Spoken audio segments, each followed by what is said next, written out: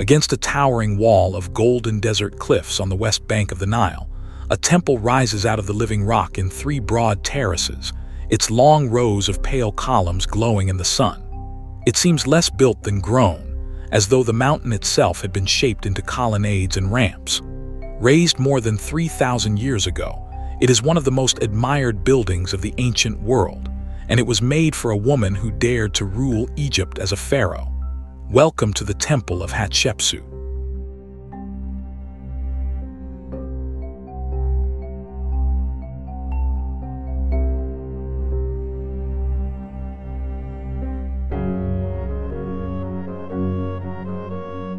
We are at Deir el-Bahari, on the west bank of the Nile, directly opposite the great city of Luxor, the ancient Thebes. Here the green ribbon of the river valley gives way to open desert, and a great curved bay of limestone cliffs rises hundreds of feet into the sky. Beneath that dramatic wall of stone, on the edge of the vast Theban necropolis, the temple was set into the land as if it belonged to the cliff behind it. It is a place where the river, the desert, and the mountain meet.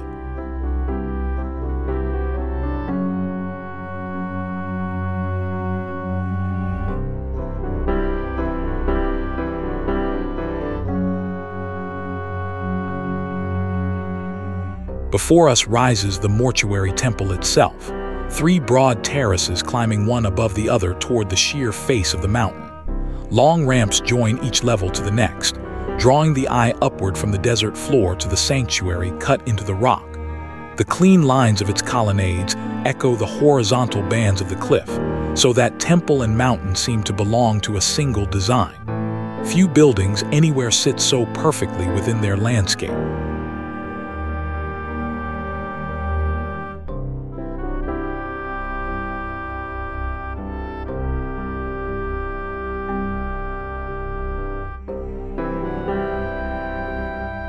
This was the west bank of Thebes, the side of the river where the sun went down and where the ancient Egyptians laid their dead. Across these desert hills stretched a great city of tombs and mortuary temples, and just beyond the cliffs behind us lies the hidden Valley of the Kings. Here rulers built monuments meant to carry their names into eternity, and among them all, this terraced temple and its curved bay of cliffs remained the most striking of them.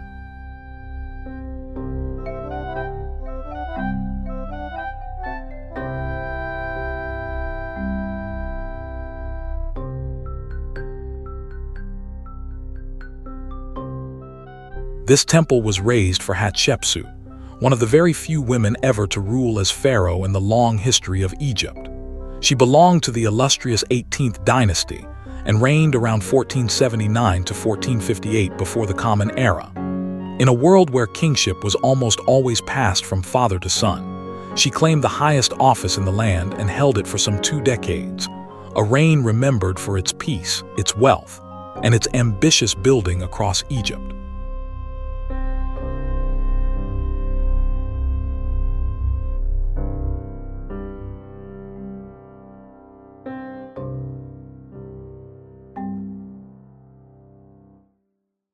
Her path to the throne was an unusual one. She first held power as regent for her young stepson Thutmose III, ruling on his behalf while he was still a child. In time, she took for herself the full titles and authority of a king, reigning in her own right beside him. To rule as pharaoh, she had to reshape the very image of kingship, and much of the art of this temple was made to justify and glorify her extraordinary claim.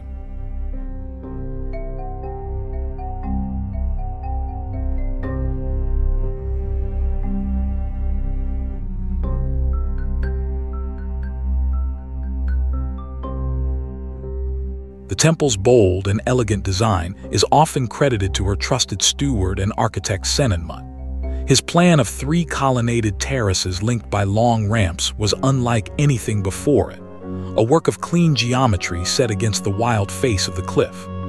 Gardens and rare trees are said to have lined the approach, and the whole ascent was arranged to lead the eye and the spirit upward, toward the sanctuary carved into the heart of the mountain.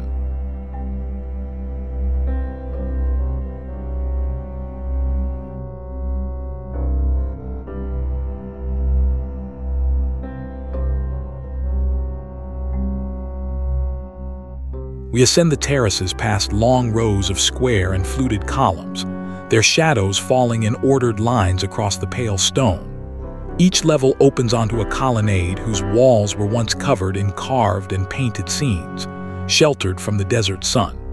From these upper terraces, the view sweeps back across the valley toward the distant river, and above us the cliff still towers, close enough that the temple feels held in the arms of the mountain.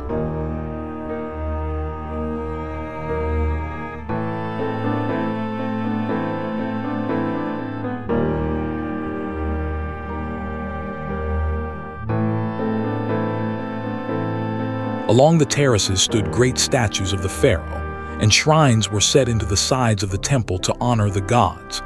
Sanctuaries were dedicated to Hathor, goddess of the west, and to Anubis, guardian of the dead, their chambers cut deep into the rock. At the very top, a sanctuary bored into the cliff formed the sacred heart of the whole design, where the temple passed from open sunlight into the shadowed stillness of the mountain.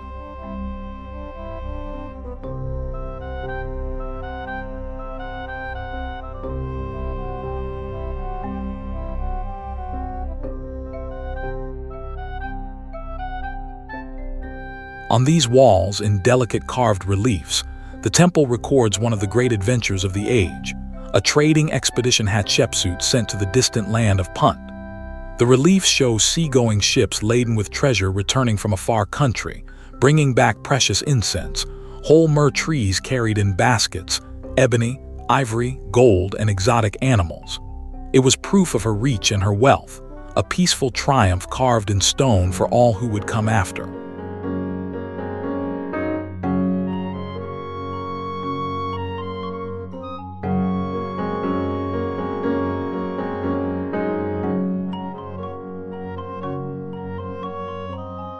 Other reliefs make an even bolder claim. Along these walls, Hatshepsut proclaimed her own divine birth, telling how the great god Amen himself was her true father and had chosen her to rule. By presenting herself as the child of a god, she sought to place her right to the throne beyond all question. It was a story told in image and hieroglyph to legitimize a female king in a role that tradition reserved for men.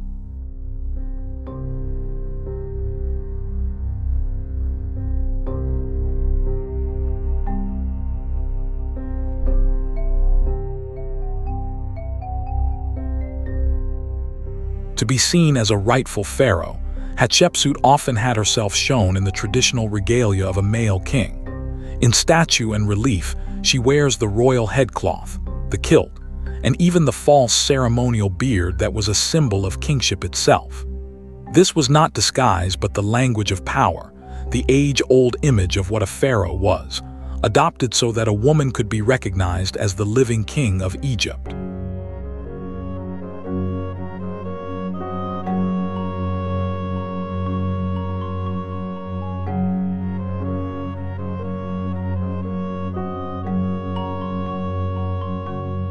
Her story did not end in peace. After her death, her successor Thutmose III had many of her images and names chiseled away from the walls of her monuments, her statues broken, her cartouches scratched from the stone. It was an attempt to erase a female pharaoh from the record of kings, as if she had never reigned. Yet the effort ultimately failed, for enough survived in stone and buried fragment to bring her memory back into the light.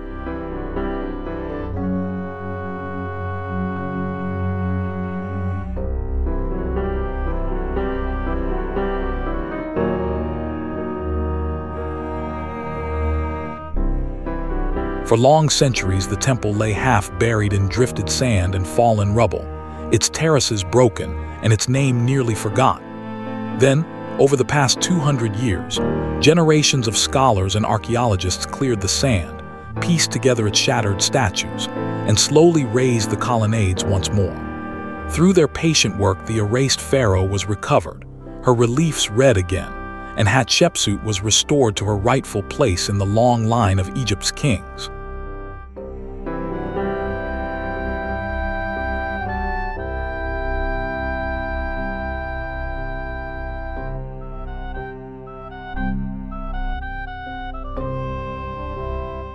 Today, the temple stands once more against its cliffs, one of the most admired achievements of ancient Egypt and a monument to an extraordinary reign.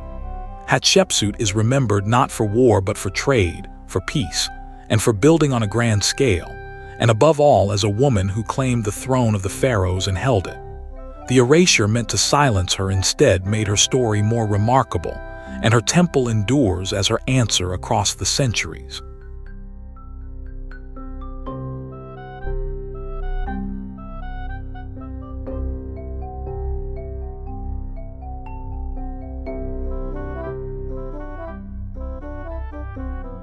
A temple carved into the golden cliffs, terraces rising toward the mountain, and the memory of a woman who ruled as king.